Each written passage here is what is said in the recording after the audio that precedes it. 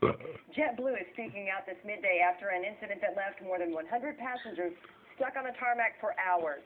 As ABC's Cecilia Vega reports, it happened over the weekend during the massive snowstorm in the Northeast. For more than 7 hours, 123 passengers aboard JetBlue's Flight 504 sat trapped on a snowy Connecticut runway.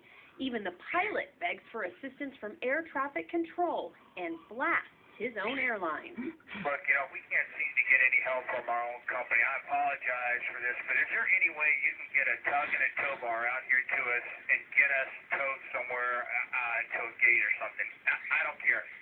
Take us anywhere. It was a nightmare. Nobody wants to be stuck on board a plane without, water eventually and without access to a bathroom. The bathrooms were getting nasty. The nightmare began Saturday after the plane took off in Fort Lauderdale. After more than 2 hours in the air, the plane tries to land at 12:30 in Newark, New Jersey. Instead, the plane pulls up, circles, and the pilot is forced to divert.